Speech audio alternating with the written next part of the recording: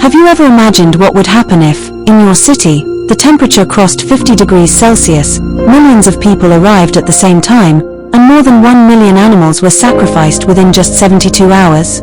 Most cities would collapse. The streets would likely be overwhelmed with waste, disease risks would rise, and the smell alone could make entire neighborhoods unbearable. But something extraordinary happens in the deserts of Makkah.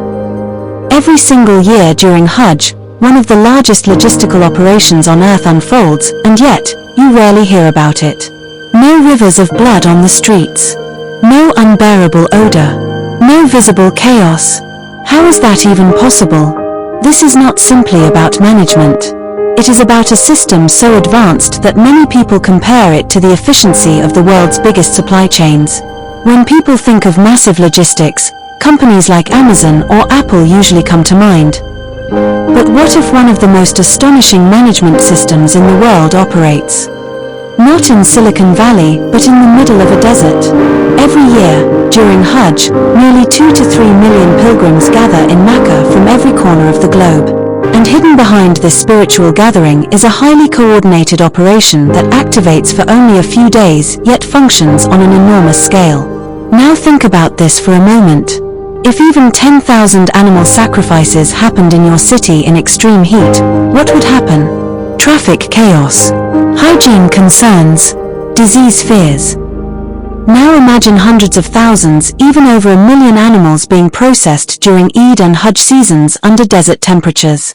It sounds impossible, but this challenge forced Saudi authorities and international Islamic organizations to rethink everything decades ago. Because it wasn't always this organized. Back in the 1970s and 1980s, pilgrims often performed sacrifices themselves in Mina. As millions gathered, managing waste became a serious challenge. In some years, sanitation problems became difficult, especially under the intense heat. Large amounts of meat could spoil quickly, and authorities struggled to manage the scale. Something had to change. In the early 1980s, Saudi authorities, together with institutions including the Islamic Development Bank, began developing a modern system to organize sacrificial operations on an industrial scale. What emerged was astonishing. Instead of scattered slaughter points, a highly controlled network of facilities was introduced. Massive processing zones were designed with veterinary inspections, hygiene systems, cold storage, and trained staff working around the clock. For most of the year, these facilities remain largely inactive. But during Hajj, they suddenly come alive. Thousands of trained workers, veterinarians, technicians, and specialists are brought in to ensure everything follows both health regulations and Islamic guidelines. Animals are checked for health standards, monitored systematically, and processed in carefully managed environments. Advanced cooling systems help preserve meat in extreme temperatures, while large-scale distribution networks ensure that meat reaches people in need across different countries. Many pilgrims never even see this hidden side of Hajj. While millions focus on worship, another world operates quietly in the background, one of logistics, planning, engineering, and coordination on an almost unimaginable scale. And perhaps the most surprising part? This massive operation functions within one of the harshest climates on Earth, in the middle of the desert. So the next time someone talks about the world's greatest management systems, remember, sometimes, the most extraordinary operations happen far away from skyscrapers and tech headquarters. In places most people never think to look. Now here comes the part that leaves most people speechless. Above every slaughter line, giant steel tracks move continuously, carrying the entire process forward without interruption. The scale of this system is almost impossible to imagine. At peak capacity, sacrifices are processed at an astonishing speed. Every few seconds, another animal moves through the system. Even a minor delay could affect the entire operation, which is why every machine, worker, and station functions in perfect synchronization. But here's where things get even more surprising. This isn't monitored through guesswork or manual observation alone. Inside a massive control room, giant digital screens display the entire operation in real time. Every section is monitored carefully, from animal movement to packaging and transportation logistics.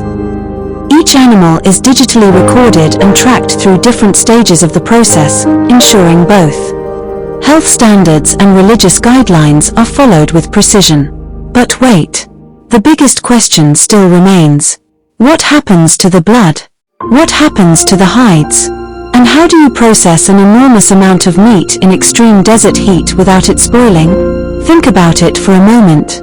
When sacrifices happen on such a massive scale, the amount of meat produced becomes enormous.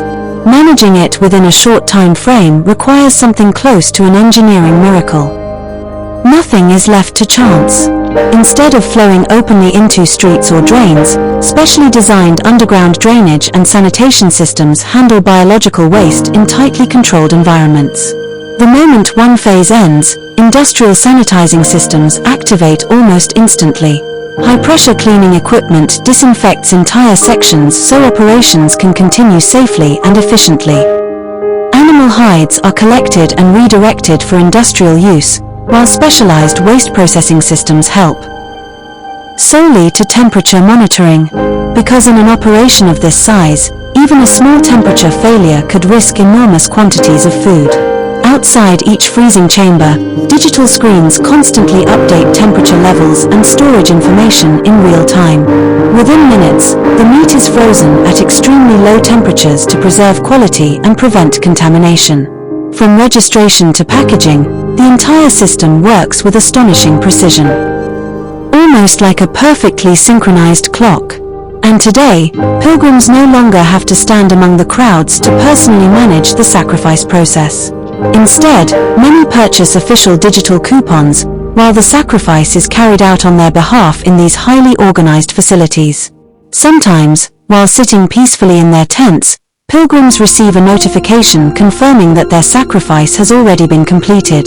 But the most emotional part of this story is still left. Many people assume all of this meat stays inside Saudi Arabia. Others believe it goes to waste. But the reality is far more powerful. After being carefully frozen and packaged, large portions of meat are distributed through humanitarian channels to communities in need around the world.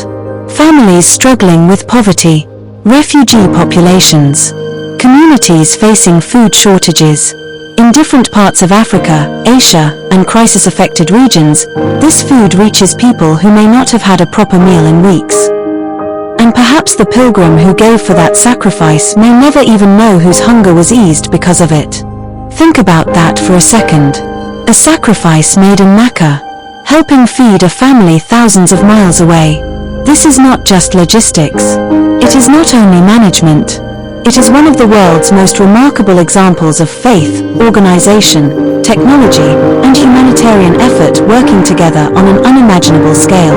Millions of pilgrims, thousands of specialists, advanced technology, gigantic cold storage systems, a process running almost non-stop for days, all working toward one goal, to serve millions and ensure food reaches those who need it most. So now let me ask you one question. Before today, had you ever imagined that behind Hajj exists a hidden operation this massive? For Islamic informative content, please subscribe to our channel.